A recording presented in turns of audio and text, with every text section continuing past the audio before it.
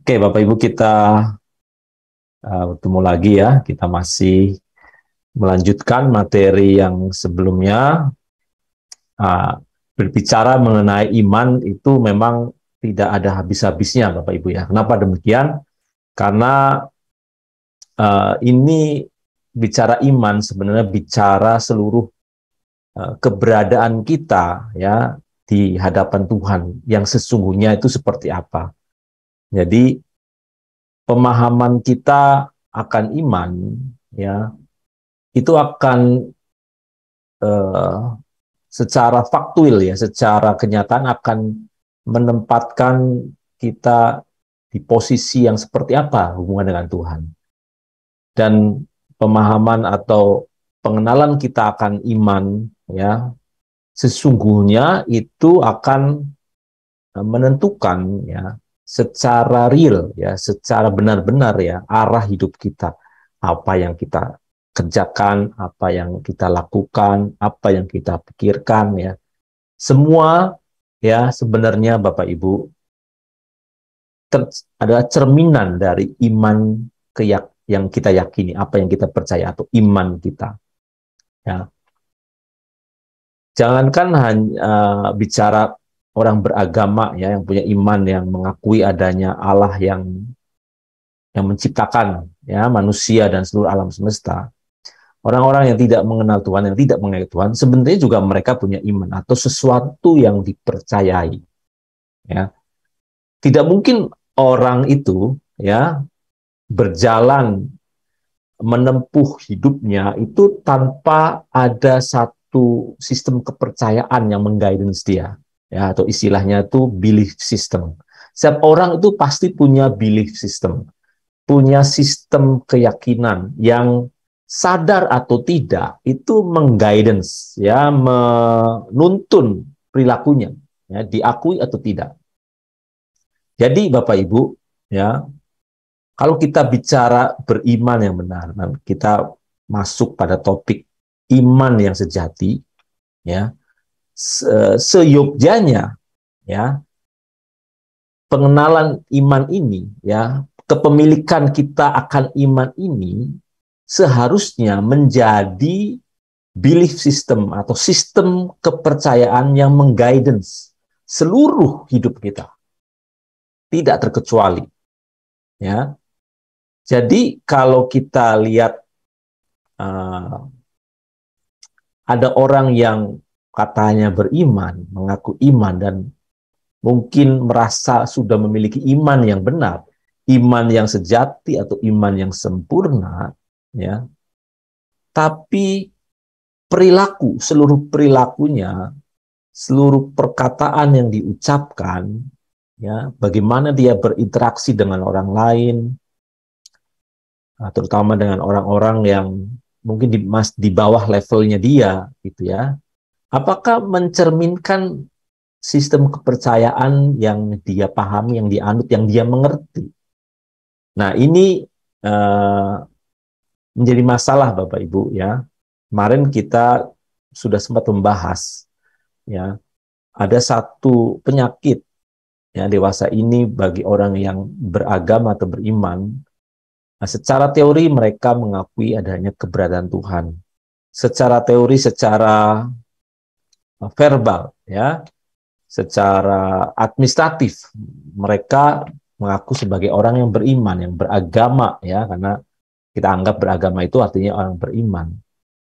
Tapi itu hanya beriman secara teori ya, atau teoritis ya, berteori ya. Uh, tapi secara praktis ya, justru ya secara praktis perilakunya itu menunjukkan ada belief system yang lain, sistem kepercayaan yang lain yang tidak sama dengan yang diakui secara formal, secara administratif, secara luar, ya yang disebut istilahnya itu ateis praktis, ya. Jadi Bapak Ibu, uh, kenyataan ini ya menggelisahkan saya pribadi, ya. Jadi kalau saat bicara iman sebenarnya ini yang mau saya sampaikan ya dalam forum ini. Ya, ini kesempatan saya membagikan apa yang selama ini saya renungkan, saya gumulkan gitu ya. Termasuk juga sebenarnya melihat diri saya sendiri, apakah selama ini saya mempraktekkan yang beriman yang sesungguhnya, ya, bukan sekedar teoritis ya, sekedar teori, ya, dan tidak terjebak sebenarnya kita berperilaku secara ateis gitu, ateis praktis. Apakah itu yang terjadi dalam diri saya? Ya, nah ini menjadi penting Bapak Ibu ya, karena kita bisa terjebak ya pada kondisi yang disebut iman fantasi ya. Jadi uh, ini yang kita mau bahas ya malam ini, menyambung yang kemarin ya, mengetahui bahwa di mana posisi iman kita itu penting ya, supaya kita tidak terjebak ya, terjebak dari kebiasaan banyak orang yang dalam beriman atau beragama ya. Nah Bapak Ibu ya, kemarin kita sudah belajar ya, mempelajari bahwa uh, saat dalam beriman ya, kita dihadapkan satu aspek yang mesti Bapak Ibu cermati benar-benar ya. Tadi waktu saya bicara iman yang fantasi ya, itu sangat terkait ya pada kebiasaan kita yang memahami beriman itu sekedar sekedar mencapai satu pengetahuan tentang keagamaan ya. Nah, kemarin kita ada grafik ya yang menunjukkan uh, adanya, sebentar ya, mana ini grafiknya ini.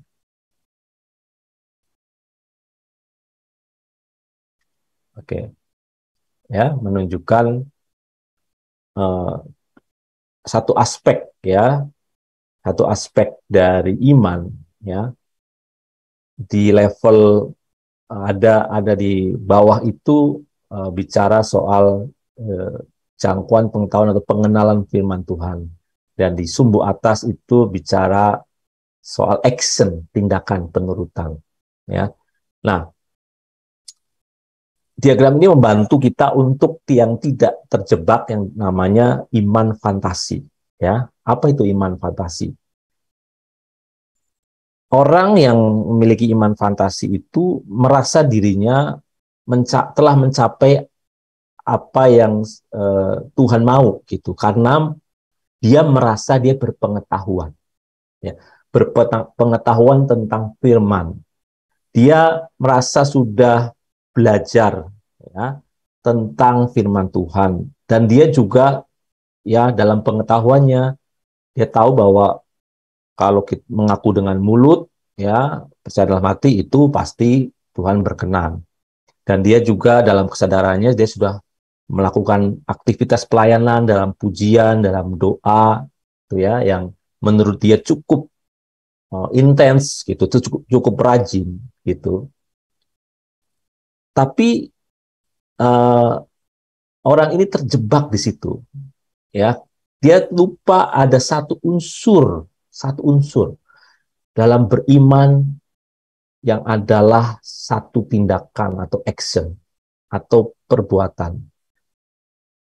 Mari kita bicara iman, ya iman sejati itu pasti ada tindakan action seluruh hidupnya untuk dia mau menuruti kehendak Allah. Ya, jadi kalau kita memenuhi sumbu yang horizontal ini, ya, kita merasa ya, karena sudah terlibat dalam banyak aktivitas pelayanan gereja, dan bahkan ya dalam uh, perenungan pribadinya atau kehidupan pribadinya dia ya dalam pujian penyembahan di gereja gitu, dia suka menyanyikan lagu dan berkata, Tuhan engkaulah hidupku, aku engkau miliki sepenuhnya, aku serahkan seluruh hidupku untuk melayani engkau.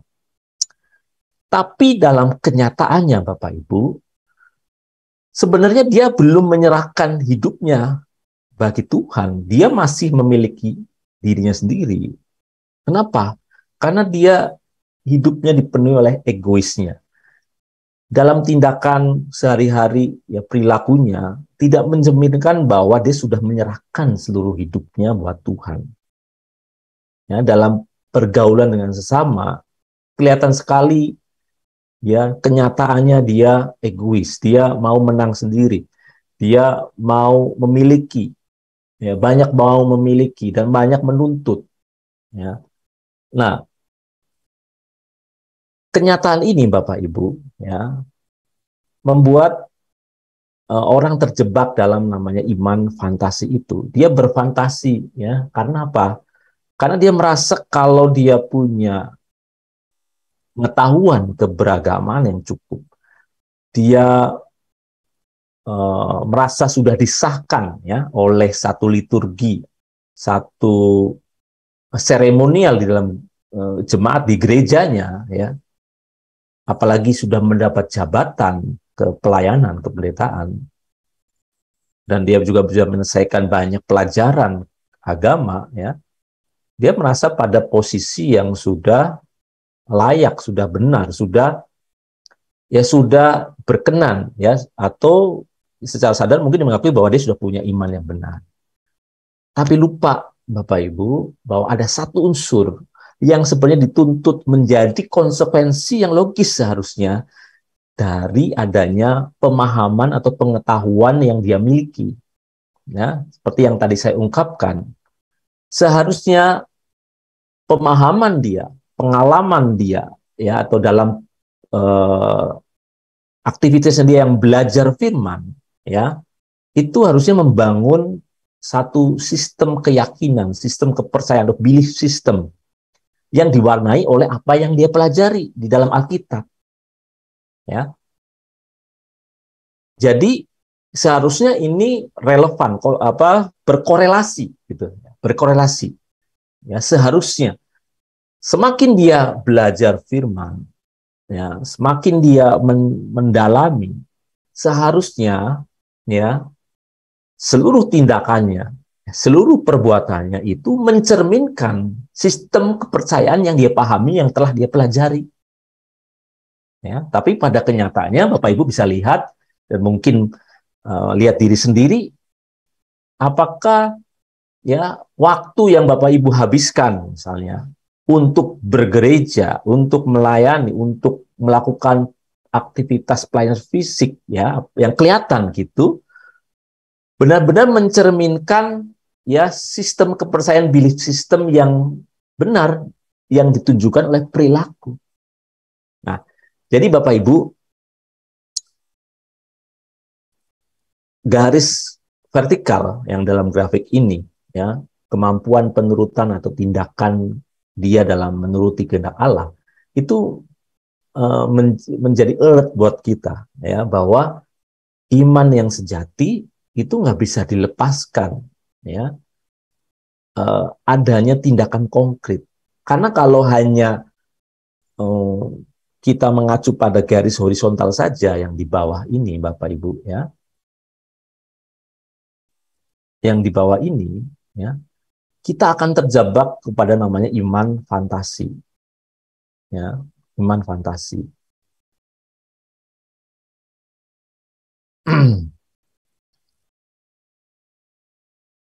Ya, misalnya eh, orang yang belajar firman tahu bahwa ya Tuhan Yesus mengajar untuk tidak khawatir, dan dia juga eh, ya karena dia tahu ayat iman itu, dia berkata ya, dan berkata dalam ya kegiatan rohaninya, dalam pelayanannya, dalam penyembahannya gitu ya, bahwa aku tidak khawatir, engkau bersertaku ya. Tapi coba cek ya dalam kenyataannya, apakah hidupnya masih diwarnai oleh kekhawatiran atau kecemasan? Ya. Nah, kalau kita sudah menginvest begitu banyak ya belajar firman, ya, tapi tidak mencerminkan itu dalam tindak apa keseluruhan hidupnya, tindakannya. Nah, ada dua yang mesti kita cek Bapak Ibu, ya dua hal ya yang saya pahami. Apakah firman Tuhan ya atau pembelajaran Alkitab yang selama ini kita lakukan pembelajaran itu memang mendorong kita untuk memiliki iman yang sejati.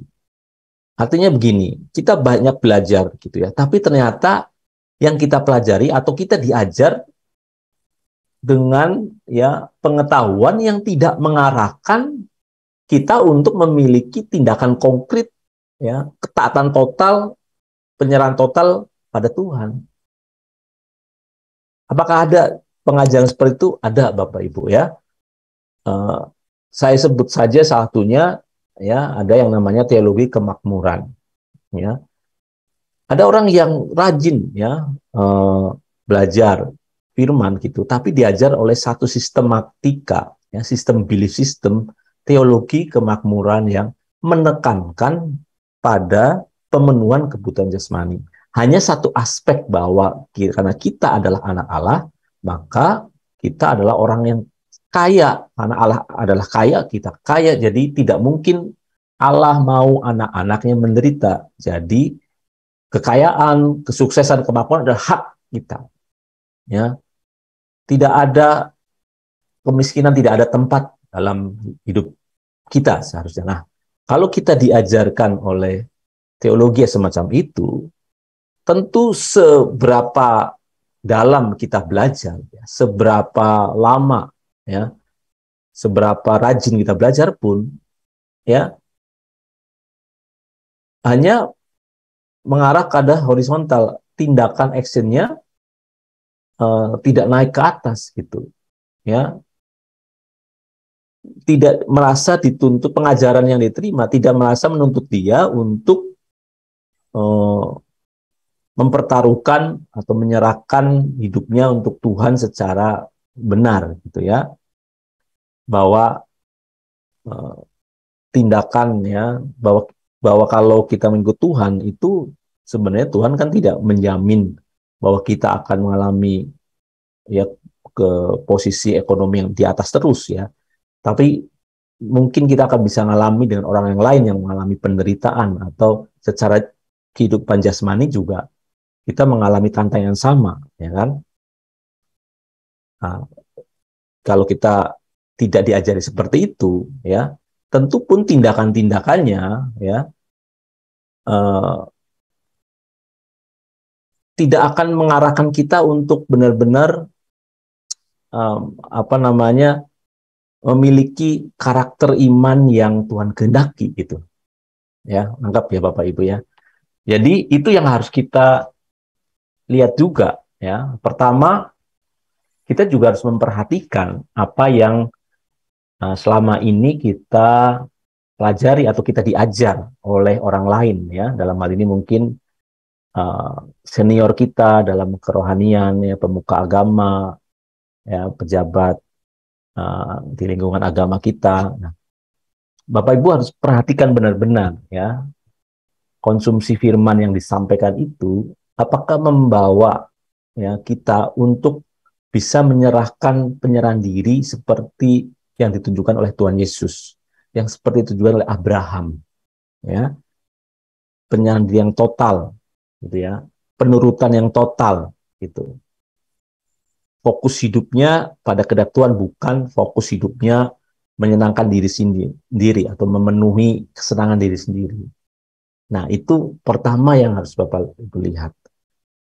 Ya, jadi bisa memang terjadi kalau kita sudah rajin juga belajar firman, tapi kok tidak kelakuan kita tidak tidak semakin mirip dengan Tuhan Yesus gitu ya. Nah, itu cek ya, selama ini firman Tuhan yang kita dengarkan itu seperti apa? Jadi Bapak Ibu ya, harus saya sampaikan juga bahwa tanggung jawab pengenalan kita secara pribadi akan Tuhan adalah tanggung jawab kita pribadi. Memang kita bisa diajar oleh orang lain ya, seperti yang di Zoom ini ya. Tapi ya, pada ujungnya, akhirnya, Bapak Ibu harus mempertanggungjawabkan apa yang Bapak Ibu percayai, apa, apa yang Bapak Ibu yakini itu secara pribadi di hadapan Tuhan. Tidak bisa nanti dalam penghakiman nanti menyeret orang lain ya. Kalau ternyata nanti dalam penghakiman itu kita salah beriman, kita nggak bisa menyalahkan pendeta atau pengajar yang mengajari kita, gitu ya. Itu sepenuh tanggung jawab kita. Makanya dalam beriman juga, ya, kita harus menggunakan rasio kita, menggunakan seluruh keberadaan akal kita juga. Nah, seperti yang beberapa minggu lalu saya sampaikan, ya, kita punya tools sebenarnya, punya mekanisme internal kita untuk menyaring ya, kebenaran. Dan percayalah kalau kita sungguh-sungguh punya hasrat yang murni untuk tahu kebenaran ya, pasti Roh Kudus bekerja dalam hidup kita. Roh Kudus pasti mengarahkan. Ya. Tidak mungkin kalau kita punya hati yang tulus mau belajar, ya Roh Kudus tidak arahkan, tidak mungkin Bapak Ibu. Pasti Roh Kudus bicara ya, dalam hati Bapak Ibu. Walaupun Bapak Ibu dalam lingkungan, ya, tahu akhirnya lingkungan gereja, lingkungan yang tidak kondusif untuk mendukung pengajaran yang benar, tapi pasti ya kalau Bapak Ibu punya hati yang nurani, yang murni, ya, Roh Kudus akan pimpin Bapak Ibu.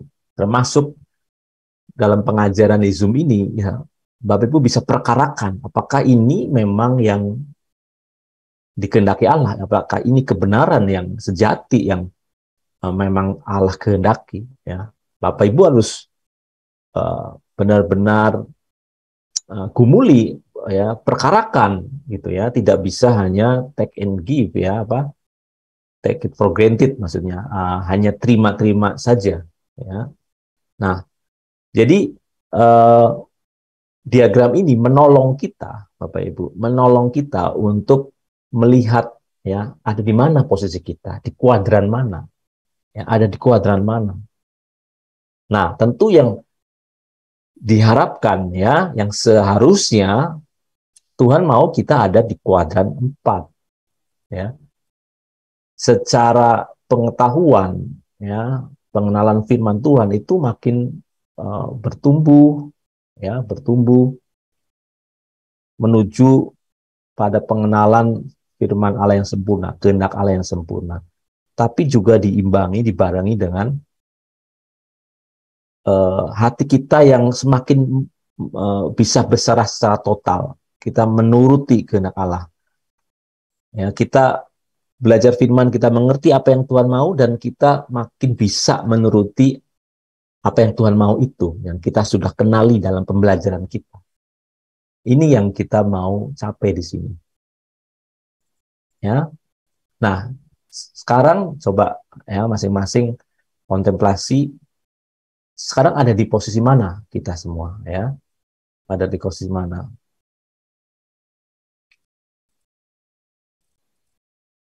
Ya.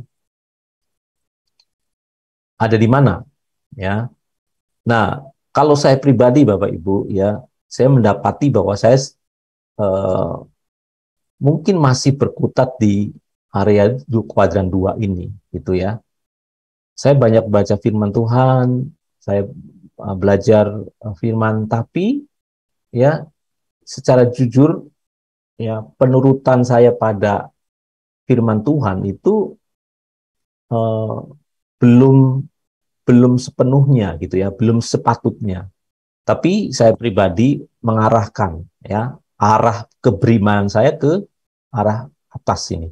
Pergerakan saya ke atas, ke arah 4 ya. Secara natural memang saya seorang pembelajar. Jadi apa yang saya hadapin ya, apa yang diajarkan orang itu pasti saya pelajari balik. Jadi tidak serta-merta saya itu terima saja ya. Makanya dalam pengalaman bergereja itu ya seringkali tidak sepaham dengan yang pengajar-pengajar ya, karena seringkali saya mempertanyakan ya. Nah, ini orang-orang punya tipikal seperti saya di area sini terjebaknya. Nah, mari kita sadarkan bahwa kalau kita masih di kuadran 2 ini hati-hati, karena ya kita hanya tadi tahu teis teoritis saja. Ini ateis praktis jangan-jangan di sini. Gitu ya. Tindakannya ya responnya itu belum memadai ya. Nah, kita harus sampai pada titik kuadran 4 ini ya, di mana kita benar-benar punya iman sejati, bukan iman yang fantasi ya. Iman yang fantasi itu ada di sini, di area ini ya. Dia berfantasi, dia tahu, dia merasa, jadi dia merasa kalau dia tahu ya, berpengetahuan, berarti ya dia sudah benar gitu ya, sudah menuruti kehendak Allah. Dia merasa seperti itu. Nah, itu fantasi ya, karena tidak sesuai dengan kenyataannya. Jadi area di sini Bapak Ibu ya, kemampuan penurutan kehendak Allah itu pasti mencerminkan keserupaan kita dengan Kristus. Perilaku kita akan semakin serupa, semakin ke atas ini ya, ketaatan total ini sama seperti yang ditunjukkan oleh Tuhan Yesus. Ya, bagaimana dia di Taman Getsemani ya, kemarin kita pelajari, ada pergumulan yang berat dan dia menang di situ Tuhan Yesus, dan akhirnya dia mau minum cawan yang harus dia minum, yang tersedia ya, demi karena dia melihat satu jangkauan ya, visi yang ke depan. Nah, jadi Bapak Ibu ya,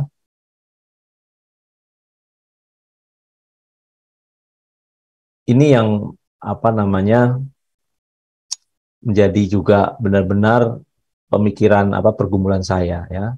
Tapi kalau saya lihat ya diagram seperti ini ya, seringkali memang perjalanan keberiman kita tuh memang seperti perjalanan seorang anak gitu ya, seorang anak ya, anak-anak kita yang masih kecil gitu ya, kadang-kadang tuh tidak tahu bahwa dia itu menjengkelkan orang tua ya, dia merasa dia sebagai anak baik gitu ya, dia merasa ya orang tuanya wajib menyayangi dia, dan dia juga merasa ya sudah cukup menyayangi orang tuanya, tapi pada kenyataannya tindakannya justru menyusahkan orang tua ya. Jadi karena anak-anak itu tidak tahu ya apa yang dimaksud dengan sayang sesungguhnya, dan belum bisa melihat kenyataan ya. Tapi dalam perjalanan ya, kita harus bertumbuh dari model iman anak-anak ini ya, pemahaman kedewasaan anak ini bertumbuh untuk semakin jujur pada diri sendiri untuk melihat kenyataan ya. Jadi jangan kita sudah dewasa secara umur gitu ya, tapi masih memiliki ya iman fantasi seperti anak-anak. Anak-anak kan banyak berfantasi ya. Dia belum bisa melihat kenyataan sesungguhnya gitu ya. Ya oke, karena dia ya masih belum tahu gitu ya. Belum banyak tahu, tapi ya kalau seiring waktu ya dia banyak belajar, mengetahui ya, harusnya dia juga makin sadar ya apa yang menyenangkan orang tuanya ya, sesungguhnya apa yang perlu dibantu pada orang tuanya, apa yang membuat orang tuanya itu tidak mengalami kesusahan dan seterusnya. Nah, jadi Bapak Ibu ya, saya fokuskan di sini bahwa perjuangan kita untuk memiliki iman sejati ya, itu sesungguhnya perjuangan kita untuk mematchkan ya, mematchkan ya apa yang kita pahami, pengetahuan yang kita miliki itu dengan kenyataan yang sesungguhnya ya. Apakah semakin kita belajar firman itu mengekspresikan ya sistem keyakinan itu dalam wujud perilaku kita, benar-benar ya dengan diagram ini coba membantu kita, apakah kita selama ini memiliki iman sejati atau masih memiliki iman yang fantasi yang tidak sesuai kenyataan. Ya, kalau kita yakin, sungguh-sungguh percaya, berkata bahwa percaya Yesus adalah Tuhan dan Juru Selamat, ya, apakah itu hanya perkataan mulut saja, ya, tidak pernah berkorelasi dengan kenyataan sesungguhnya. Jadi iman sejati selalu bicara soal tindakan konkret, ya, apa respon, ya, tindakan yang kita tunjukkan, ya, dari apakah itu menunjukkan pengenalan, pengetahuan firman kita.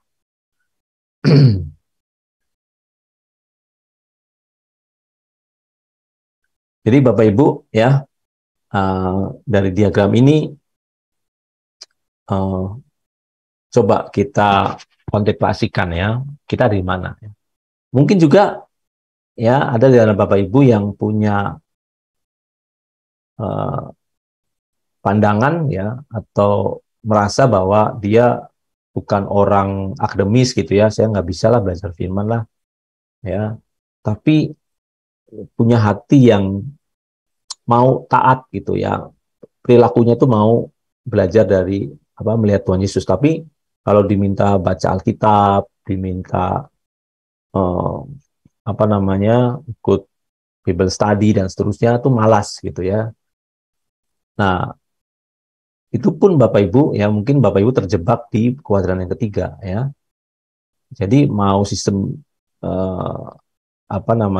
percaya aja, yakin aja, pokoknya yang penting katanya tindakannya, praktisnya gitu, ya. Tapi Bapak Ibu kalau tindakan kita mau istilahnya habis-habisan buat Tuhan, tapi kita tidak belajar, ya, secara benar tentang firman Tuhan, ya, itu ibaratnya mobil punya bensin gitu, ya, tapi nggak punya arah gitu, nggak punya peta gitu, ya, nggak punya GPS-nya, jadi bisa kemana-mana, ya, tidak terarah.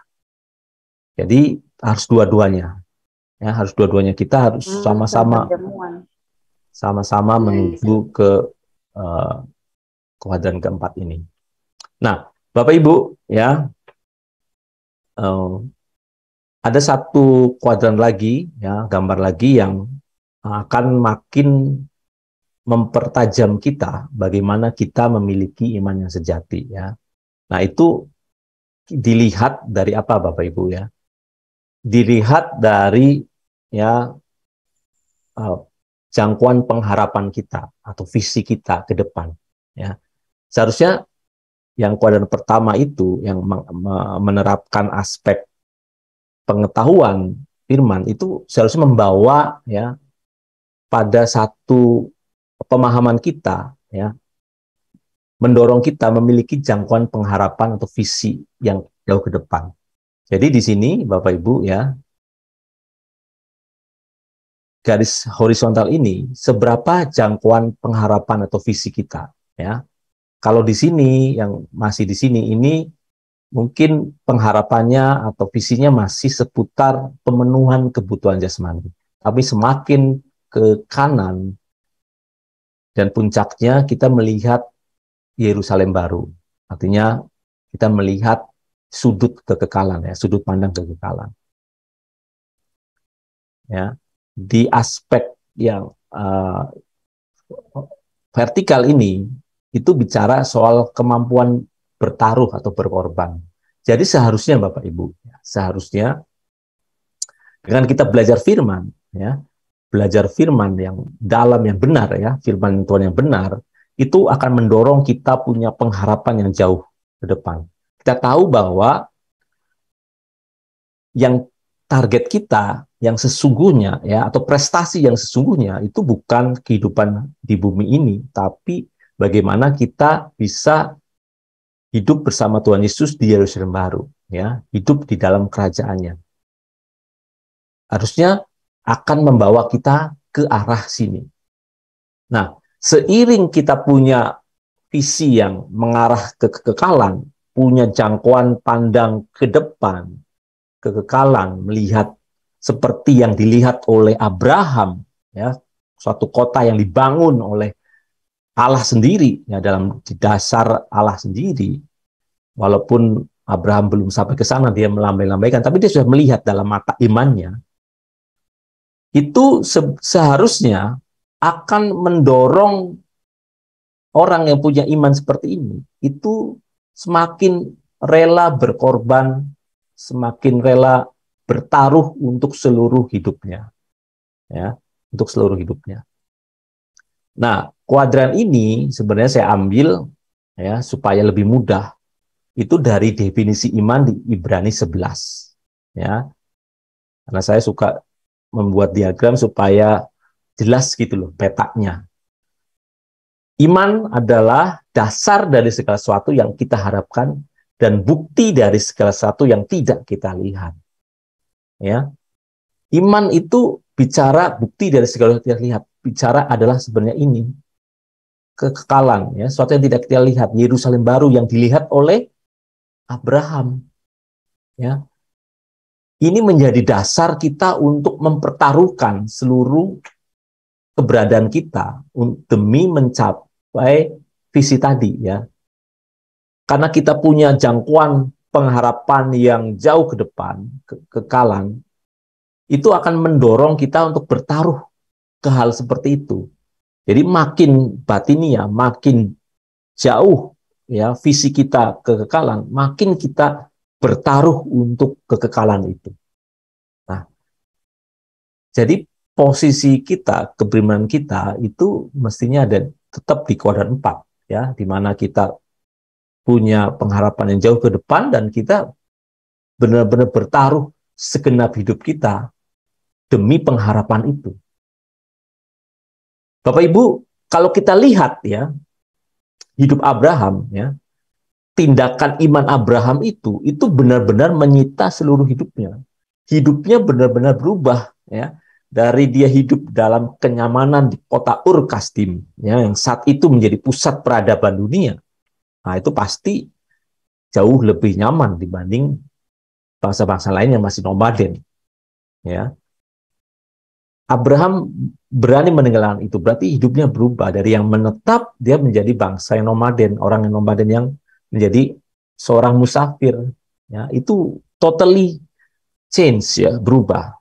Jadi iman yang sejati pasti akan membuat orang tuh berubah secara radikal, ya. Pasti ada perbedaan yang signifikan dengan orang-orang yang tidak punya iman sejati itu, ya. Jadi ciri utama iman sejati seluruh hidupnya dipertaruhkan, ya, atau disita oleh apa yang dia percayai atau oleh apa yang dia harapkan, apa yang dia lihat visi ke depan, pengharapan yang dia lihat di depan, nah, itu harusnya disita oleh harapan itu, oleh visi itu, sehingga mendorong dia untuk mau melepaskan, ya, seluruh kehidupannya atau rela kehilangan nyawanya. Ya, seperti di Matius 10 ayat 39, kan? Barang siapa mempertahankan nyawanya, ia akan kehilangan nyawanya. Dan barang siapa kehilangan nyawanya karena aku, ia akan memperolehnya. Semakin ke atas ini, vertikal ke atas, semakin orang bisa melepaskan nyawanya. Ya, di titik ini dia berani melepaskan sesawanya, artinya segenap hidupnya dipertaruhkan hanya untuk memenuhi kehendak Tuhan. Di Matius 16 juga sebutkan, ya, karena barang siapa mau menyelamatkan nyawanya, ia akan kehilangan nyawanya. Tapi barang siapa kehilangan nyawanya karena ia akan memperolehnya. Sama. Ya, jadi kita tahu kebenaran ini, Bapak Ibu, di diagram ini, sesungguhnya kalau kita mau mendapatkan kekekalan dalam Yerusalem baru, kita mau, ya, masuk ke Yerusalem baru, kita akan makin bertaruh segenap hidup kita, artinya makin kesini makin kehilangan nyawa kita sendiri. Artinya kesukaan kita sendiri, ya, nyawa itu suke, artinya hasrat kita, ya. Kita kehilangan hasrat kita, egois kita, tapi kita mempertaruhkan untuk melihat apa yang Tuhan mau. Semakin kita melihat kekekalan, seharusnya semakin kita bertaruh untuk melepaskan diri kita, kehilangan nyawa kita. Ya, ini menjadi alat bantu kita untuk melihat posisi kita di mana, ya. Jangan juga kita tahu secara kognitif bahwa memang orang Kristen itu nanti diproyeksikan hidup dalam kerajaan Allah, memerintah bersama Tuhan Yesus di kerajaannya, masuk Yerusalem baru, gitu ya. Tahu, gitu. Tahu, kan. Apalagi kalau belajar Zoom tiap hari tahu, gitu. Tapi lihat, ya seberapa derajat pengorbanan kita, pertaruhan kita untuk itu. Sebenarnya Bapak Ibu, materi ini sebenarnya juga untuk saya ya. Saya dapatkan ini karena saya merasa, oh ya selama ini saya tahu ya kan, saya mengajar tentang kekekalan, tentang Yerusalem baru. Tapi seberapa hidupmu sudah kamu pertaruhkan? Dan saya melihat masih ada di posisi 2 juga gitu loh, di kuadran 2. Ini sangat menggelisahkan gitu. Oh ternyata uh, belum mencapai kuadran 4 ya gitu. Ya karena selama ini juga mungkin ya uh, ada kekeliruan saya dalam memahami gitu ya, bahwa dulu mungkin saya tidak menyadari bahwa memiliki iman itu seperti Abraham gitu. Abraham tuh melihat kota yang dibangun dasar oleh Allah sendiri, dia melambai-lambai, dia melihat gitu. Ya walaupun dia belum mencapai ke sana, tapi dia sebenarnya sudah doing something untuk ke sana gitu. Dengan apa? Dengan mempertaruhkan seluruh hidupnya, dia berubah secara radikal gitu. Benar-benar hidupnya totally different ya. Jadi dia sudah di kuadran keempat ya. Tapi kalau saya gimana? Nah, itu menjadi pertanyaan kontemplatif, Bapak Ibu. Ya, pertanyaan eh, apa ya? Menggugah buat ya, kita sendiri gitu. Ini jangan-jangan kita selama ini memiliki iman fantasi ya. Iman fantasi ya itu merasa udah di sini, ya merasa udah di sini ya. Tapi sesungguhnya di sini gitu. Merasa sudah di sini tapi sesungguhnya di sini ya. Atau bahkan di sini, atau bahkan di sini. Ya. Jadi Bapak Ibu juga dalam beriman ya memang harus utuh kita melihatnya ya, nggak hanya sekedar yakin niat aja, wah pokoknya mau taat terus taat buta gitu ya, tapi nggak mau belajar ya, nggak mau belajar kebenaran. Nah itu juga akan membutakan kita nggak menjadi buta gitu, nggak melihat arah gitu ya. Jadi harus lengkap utuh melihat keberimanan yang benar yang sejati ini gitu ya Bapak Ibu. Nah, jadi dalam materi ini ya Bapak Ibu ya,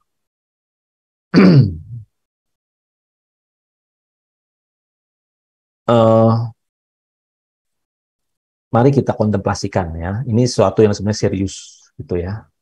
Karena saya ngalami sendiri. Saya ya mungkin secara jujur ya ada dalam posisi iman fantasi ini selama ini ternyata ya. Dan untuk mengembalikan itu tidak mudah ya, tidak mudah. Jadi uh, mari dalam apa perjalanan kita selama hidup ini lihat ya bagaimana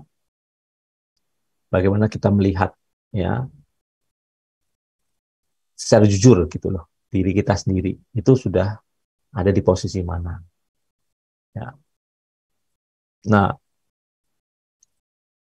di rangkaian ini Bapak Ibu ya eh, kita coba menata menata pengetahuan kita, menata lagi ya apa yang kita percaya selama ini, apakah selama ini kita sudah mencapai arah yang benar ya. Kalau kita lihat ya Bapak Ibu ya, kemarin ya perjalanan kualitas hidup manusia yang dulu pernah kita pelajari gitu ya, kita makin disadarkan ya bahwa memang kita harus selalu berjalan ya kepada kualitas ya yang harus naik ke atas ya. Kita harus makin belajar dalam pohon kehidupan ya. Jangan sampai kita menurun, dan makin lama kita makin diperkaya kan. Bagaimana perjalanan manusia sebagai manusia yang percaya Kristus itu memperoleh kualitas karakter yang makin naik itu seperti apa. Jadi, nah ini harus kita perhatikan Bapak Ibu ya. Makin lama kita makin naik. Dan dalam perjalanannya ini Bapak Ibu ya, bagaimana kita bisa ya masuk di kuadran keempat ini ya. Nah, itu sebenarnya sudah Bapak Ibu pelajari kan dalam seri hukum roh yang menghidupkan ya. Hukum roh yang menghidupkan. Nah, ini saya kaitkan Bapak Ibu. Untuk sampai di kuadran keempat, memiliki iman yang sejati, iman yang benar, Bapak Ibu harus hidup di dalam roh. Ya. Kemarin kita belajar hukum, ada tatanan ya, bagaimana kita mencapai ya, kualitas roh ya, sehingga kita punya seirama dengan Tuhan ya. Itu ada hukumnya, ada tatanannya. Nah, mari kita lihat ya. Karena kalau Bapak Ibu benar-benar sungguh-sungguh ya hidup dalam hukum roh itu ya, pasti arahnya akan ke arah empat ini, ke arah keempat ini. Nah, jadi mungkin malam ini ya kita sharing ya dalam diagram ini masing-masing secara jujur ya, secara jujur sudah ada kira-kira di posisi mana ya, dan kita mau komitmen malam ini untuk mau masuk ya arah perjalanan iman kita ke arah kuadran keempat ini. Kalau tadinya di sini kita arahkan ke sini, yang tadinya di sini arahkan ke sini, yang tadinya di tiga ya arahkan ke sini. Kalau buat saya pribadi ya Bapak Ibu, kalau yang ada di kuadran 3 ini sebenarnya punya modalitas yang besar untuk keempat, karena dia punya hati yang tulus yang mau total mentaati gitu. Nah, tinggal dia belajar firman ya, diperlengkapi dengan firman yang makin dalam, dia pasti akan bisa ke sini. Nah, ini saya ingat di kuadran ketiga ini seperti Paulus ya. Paulus itu punya hati yang tekad yang luar biasa. Dia tuh mau totalitas melayani Yahweh. Nah, tapi pengetahuan firman-Nya terbatas ya. Nah, terbatas dalam hukum Taurat, dia belum mengerti pengajaran Yesus. Tapi setelah dia tahu pengajaran Yesus, dia bisa masuk di kuadran 4 ini. Nah, buat saya pribadi yang sulit, yang lebih berbahaya itu di kuadran kedua, karena merasa sudah sampai tapi belum sampai. Merasa tahu, merasa pintar, merasa paling ngerti tapi di sini. Nah, ini bahaya buat orang-orang ya yang memiliki jabatan sebagai pengajar ya atau apologetik dan sebagainya. Jangan sampai ada di kuadran kedua ini. Nah, itu saja yang dari saya. Nah, habis ini mungkin Pak Lepri bisa pandu untuk masing-masing sharing ya. Kira-kira ada di kuadran mana kita, posisi iman kita. Thanks, terima kasih. Saya kembalikan ke Pak Lepri. Thank you. Ya, terima kasih Pak Anton. Saya memulai secara pribadi teman-temannya menjawab kedua kuadran tadi itu. Ya, saya jawab dengan jujur bahwa saya posisinya di 3 kalau saya ya, karena saya berani berkata demikian karena sudah ya bukan adalah ya, sudah lumayanlah perintah-perintah Tuhan itu yang saya memang lakukan. Tidak hanya saya tahu, tapi saya lakukan. Nah, memang yang di diagram nomor 4 itu adalah penyerahan total ya. Ya kan? Seperti Yesus kan, serigala punya liang, burung punya sangkar, tapi anak manusia tidak punya tempat menaruh kepalanya. Maukah kita seperti Yesus totalitas gitu dalam hidup ini? Saya jujur ngakuin bahwa memang saya baru di nomor 3. Nah, setelah itu teman-teman gantian ya. Kita mulai dari siapa ini? Ibu Esther lah ya, berurutan di kamera nih. Kalau ada Bu Esther monitor. Setelah itu Vanes, nggak apa-apa kita ada di mana, supaya ini benar-benar menjadi ini kan kita sharing lah ya teman-teman, Ibu Vanes, setelah Bu Esther, Yanti Yuli, Onsi Mira, nggak apa-apa ya. Nah, kalau Ibu Esther sendiri merasa diri di kuadran keberapa, Bu? Saya nggak tahu Pak, tapi saya mau cerita aja Ya. kalau saya pribadi ya, saya sudah menyediakan waktu setiap hari untuk baca firman, baca-baca buku, dan juga dengar khotbah. Setiap hari saya ada banyak kegiatan seperti itu. Terkadang saya juga merasa sudah menuruti kehendak Allah, ya. Dan yang saya katakan itu suatu perjuangan hari lepas hari. Tapi saya masih merasa saya belum terarah, gitu loh. Nah, sejujurnya belum bisa dan belum siap untuk menerima kehendak Allah seutuhnya, gitu loh. Kadang-kadang lewat pujian aja kadang-kadang ya, saya kadang-kadang terkesima dan saya diam. Seperti tadi kan, engkau gairah hidupku satu-satunya. Karena saya juga berpikir, benar nggak? Sudah benar nggak seperti itu loh. Jadi yang saya rasakan, saya masih berjuang. Saya harus berjuang demi pengharapan saya untuk bisa masuk ke rumah Bapa. Saya nggak tahu itu di kolom berapa. Mungkin Pak Anton lah yang tahu. Saya belum berapa. Ya. Itu dari saya. Kasih Bu Esther. Ya. Next, Vanes. Gimana? Kalau Vanes gimana? Setelah itu Yanti dan Yuli, setelah itu Onsi Mira. Silakan Vanes.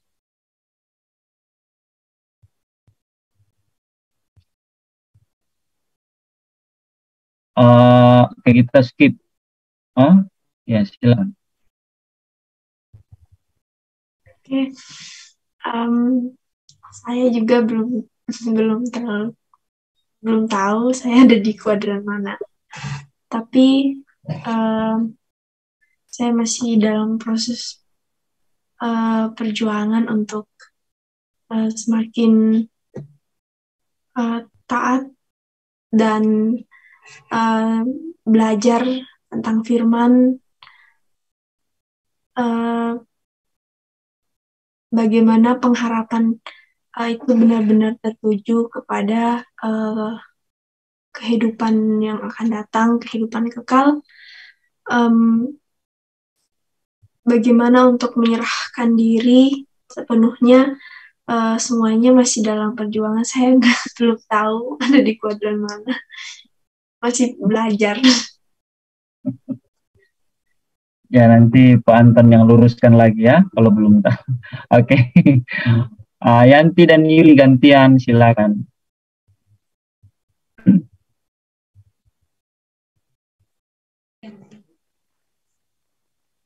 Baik. Saya juga belum tahu saya ada di kuadran mana, karena saya masih mau belajar dan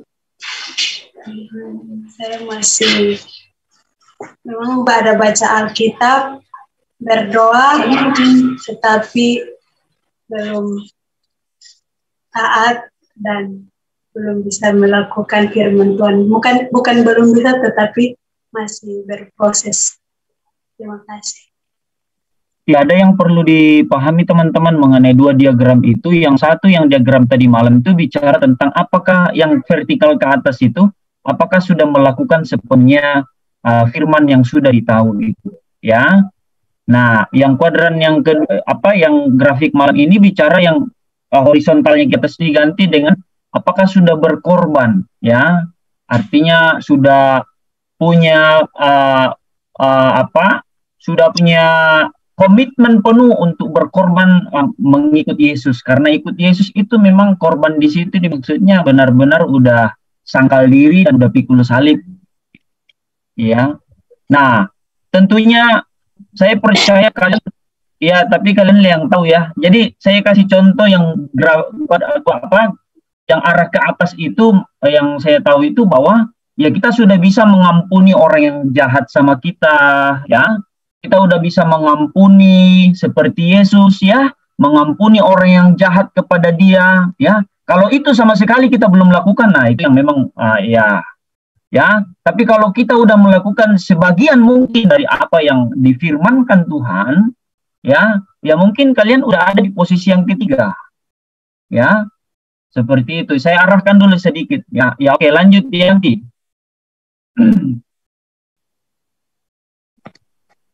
Baik, kalau Yanti apa Yuli ya? Oh Yuli ya, Yanti udah ya? Atau Yanti moral? Oh silakan.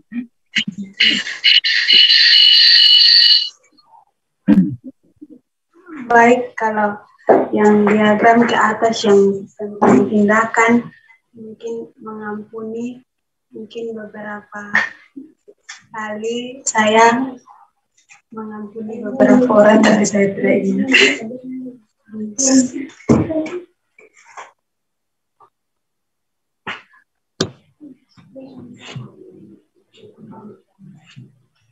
Baik, diagram yang tadi saya juga belum tahu dari bagian mana, tapi saya belajar harapan Tuhan, saya berproses lebih dekatnya kepada Tuhan dan banyak belajar firman Tuhan. Itu mungkin itu dari saya.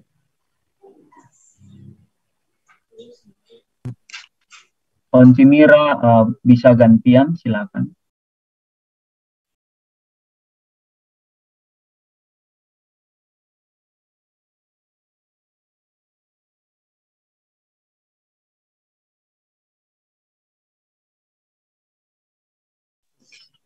Baik, terima kasih untuk kesempatannya.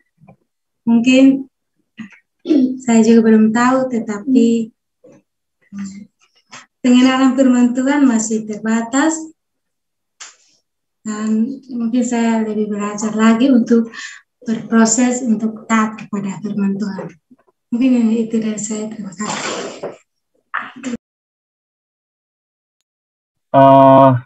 Ada yang lain mungkin, Elsa, siapa mau menyampaikan sesuatu atau bertanya, silakan teman-teman.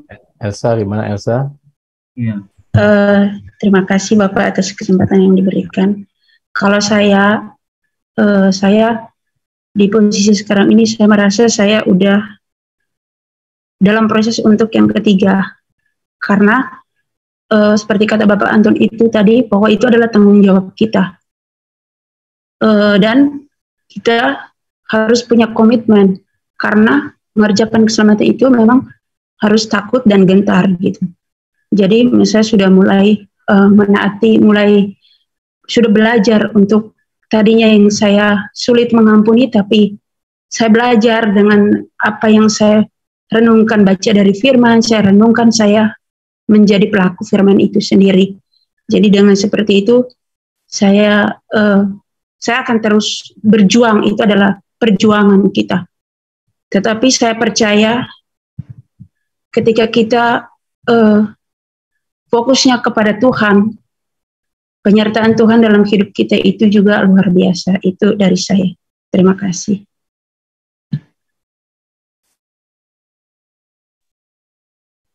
Ya, mungkin gimana Pak?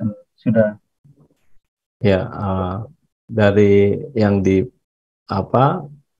yang mungkin lebih jauh lagi ini sih Pak, lebih sharing setelah pelajaran iman ini ya, sudah berapa kali gitu ya. Nah, sekarang mendapat wawasan yang baru nggak, iman itu sebenarnya seperti apa gitu ya. Mungkin di situ ya pengertian yang didapat dari pelajaran selama ini ya. Sebelumnya tahun ini seperti apa, nah sekarang bagaimana melihat iman itu gitu. Iman yang sebenarnya itu seperti apa. Nah, mungkin itu biar lebih luas diskusinya, Pak. Ya, teman-teman, menarik ya. Mentor kita pengen mengetahui ya. Kita udah belajar iman ya berturut-turut 3 hari. Nah, teman-teman ada nggak yang bisa menjelaskan iman seperti apa yang teman-teman udah dapatkan dari materi kita 3 hari berturut-turut, bahkan yang minggu-minggu lalu? Apa yang teman-teman sudah bisa dapatkan? Bisa mungkin disampaikan ya. Volunteernya siapa nih? Vanes atau siapa? Yanti lah ya, volunteer. Ayo.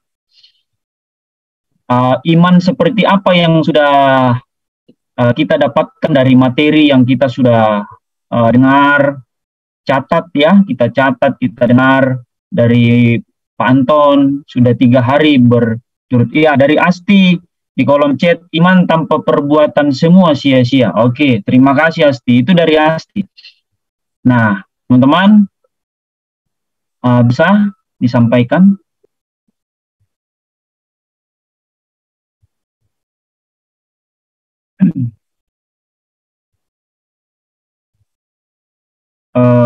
Ada?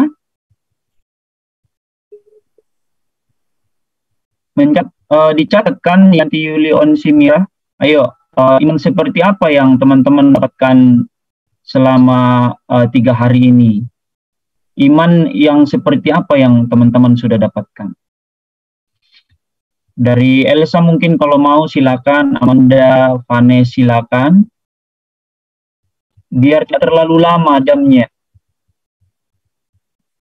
So, silakan di-sharingkan ya, supaya itu feedback juga buat kita. Ya. Iman yang telah dipelajari selama beberapa hari ini, yang saya pahami itu ada 3, yaitu iman keyakinan, yang kedua iman persetujuan pikiran atau pengimanan akali, yang ketiga, yang terakhir, iman keselamatan atau iman yang sejati, yaitu atau iman dalam penurutan akan kehendak Allah. Iman keyakinan ini saya pahami bahwa itu lebih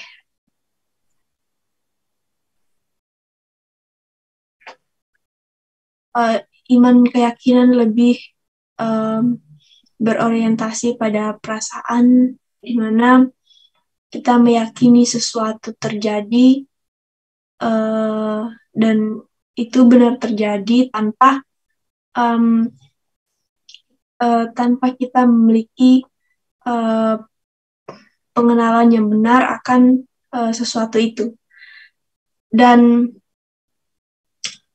contohnya di dalam Alkitab, yaitu seorang perempuan yang pendarahan selama 12 tahun dan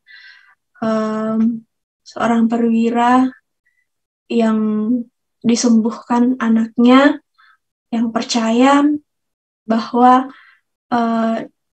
ada sebuah kesembuhan dari sesuatu yang ia percayai. Itu.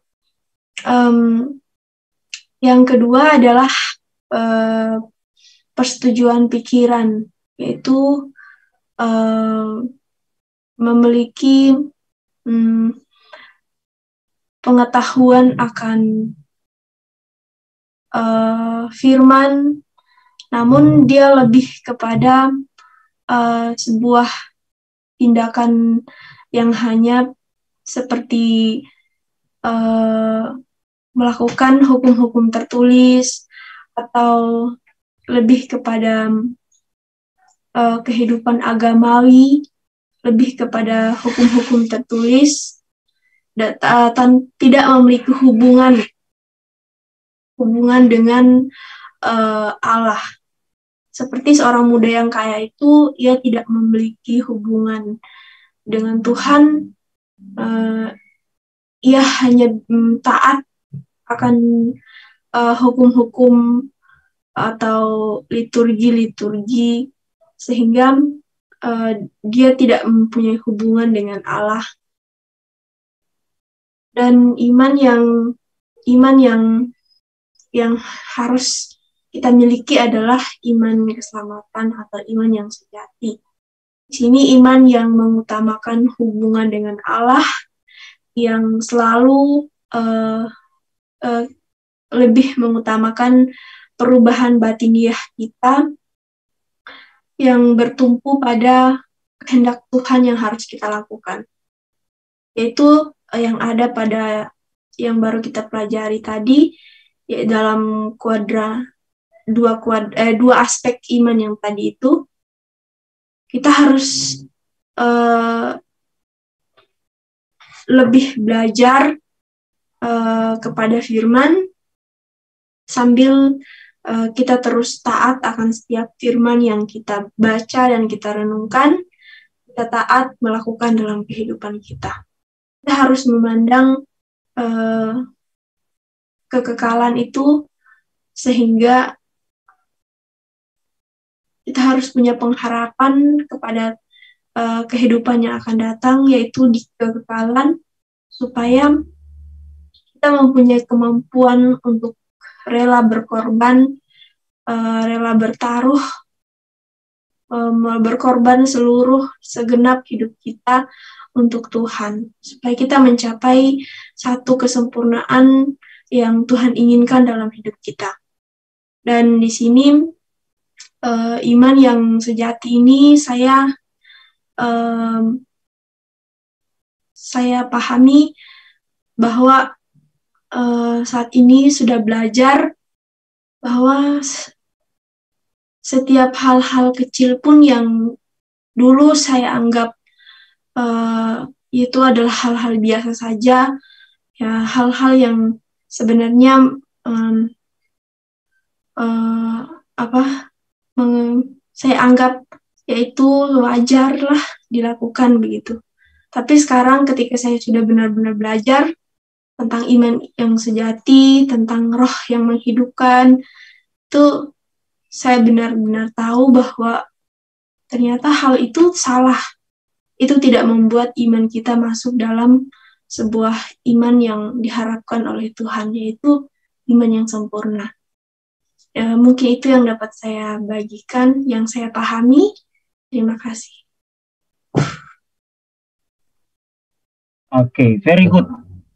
Thanks, Vanes, sudah komprehensif ya. Oke. Ya, yang lainnya?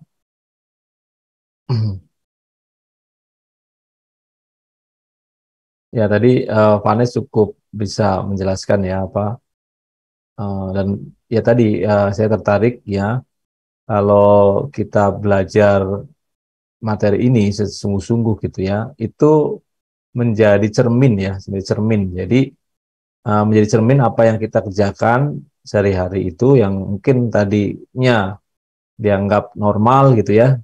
Nah, mulai kita berpikir wah ini masih tidak berkenan di hadapan Tuhan. Ya, walaupun orang sekitar kita menganggap itu hal biasa ya. Ya, seperti nonton film, mendengarkan musik, hal-hal kecil lah yang mungkin ya biasa, bukan suatu yang jahat gitu ya, tapi kita mulai berpikir apakah yang kita lakukan itu berkenan di hadapan Tuhan apa enggak. Nah, itu yang diharapkan sebenarnya dari materi-materi ini, itu menjadi cerminan ya, cerminan kita dalam hidup sehari-harian ya, keseharian kita yang masing-masing kan pasti tidak tahu ya itu urusan kita, rahasia kita dengan Tuhan, tapi ada dampak ya, dan pasti kalau itu materi ini bisa dijadikan cermin setiap hari, nah, makin lama kita akan makin berubah, dan suatu saat kita tahu bahwa memang kita berubah dan Tuhan, kita makin intim dengan Tuhan. Itu ya teman-teman ya.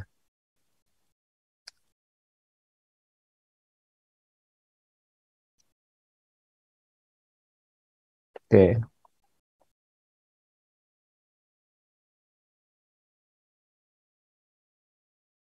Ada yang lain? Ya. Pengalaman ini sama ini materinya seperti apa? Ya.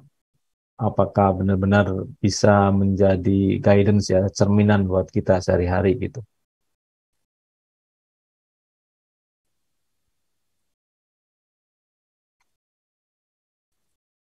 Ya, ada satu puncak dari iman yang kita pelajari menurut saya ya, bahwa puncaknya itu adalah mungkin kita udah dengar semua bersama adalah berkorban. Ya, korban seperti Yesus. Nah, itu iman puncak dari yang saya bisa mengambil, bahwa kalau kita dibilang orang percaya tapi belum korban, itu bukan iman sempurna. Korban ini bicara tentang ya hati bisa korban semuanya. Korban sampai katakan tadi bahwa barang siapa yang takut kehilangan nyawanya, dia akan kehilangan nyawanya. Sampai di titik puncak kehilangan nyawa demi Kristus. Ya. Jadi puncak dari iman yang saya sendiri pelajari adalah berkorban. Nah, korban ini kuat ya. Kalau belum bisa direndahkan orang, belum dicaci maki karena kebenarannya, belum korban itu. Imannya belum sempurna. Kalau masih melawan, itu masih ada manusia lama. Jadi kita harus sampai di titik berkorban tadi, kurva yang terakhir ya, grafik yang terakhir, bahwa kita harus seperti Yesus. Itu Pak dari saya. Ya betul Pak Lepri. Jadi kalau kita benar-benar tahu ini ya, dengan bicara soal iman itu, memang proyeksinya kan di kuadran yang keempat, di mana kita secara knowledge, secara rasio juga tahu kebenaran firman, tapi secara tindakan kita benar-benar bisa bertaruh secara penuh gitu ya, dari berkorban. Ya seperti Tuhan Yesus gitu. Ya. Benar-benar apapun yang kita dapat, perlakuan kita selama di bumi ini, kita bisa slow gitu ya, bisa tetap tenang, bisa tetap, karena kita punya pandangan jauh ke depan, jadi itu menjadi jangkar kita, menjadi jadi pengharapan kita yang jauh itu ya Bapak Ibu ya, itu benar-benar jadi jangkar kita, menjadi baseline kita, fondasi kita untuk tetap teguh berdiri gitu ya. Fokus ya, bahwa kalau kita memandang jauh ke depan, itu pasti segala sesuatu bisa dilewati ya, pasti bisa dilewati. Nah itu aja ya.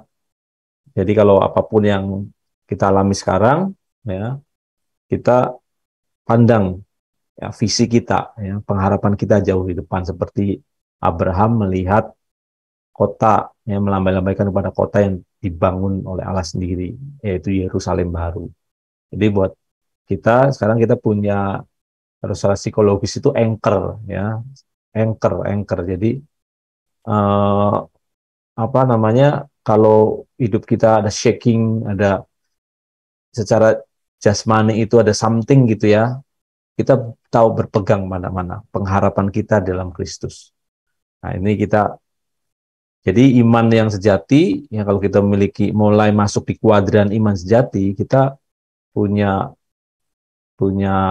pegangan ini ya, yang tidak akan goyah, yang tidak tergoncangkan. Nah inilah pegangan yang tidak tergoncangkan ya.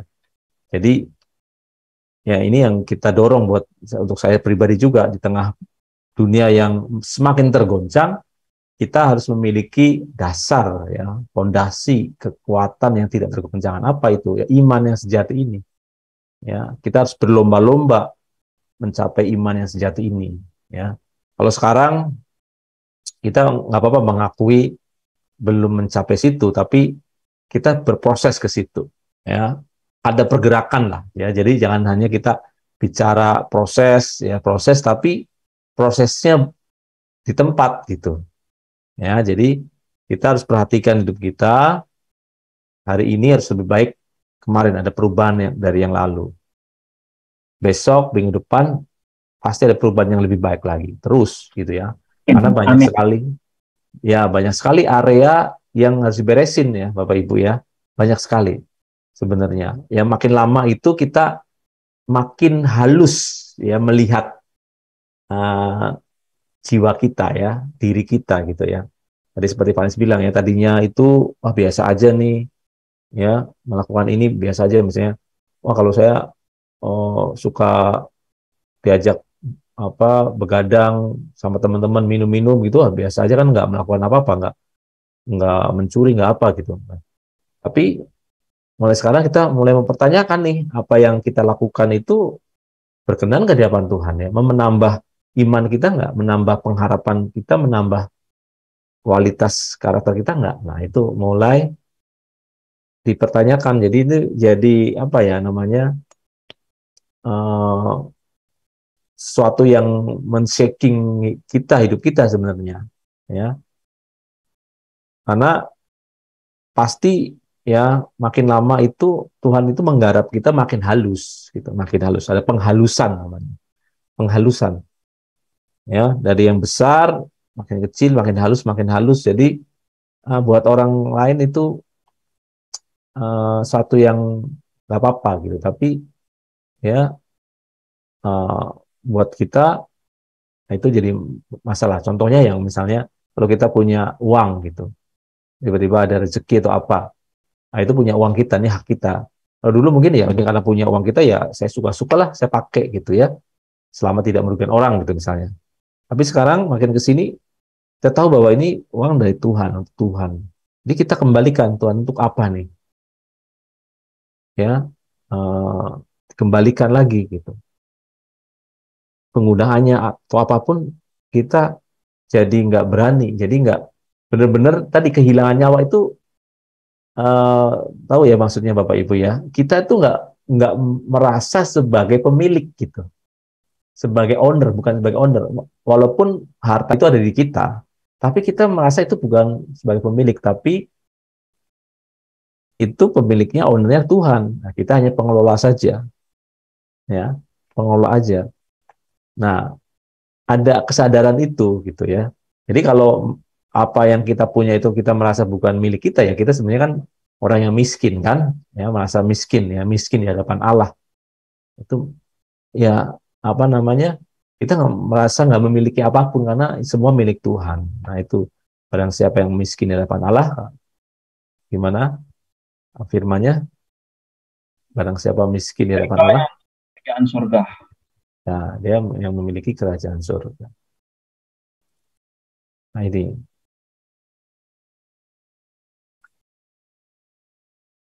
Itu ya Bapak Ibu ya. Grace, Bu Nur, monitor. Ya, bisa disaringkan ya.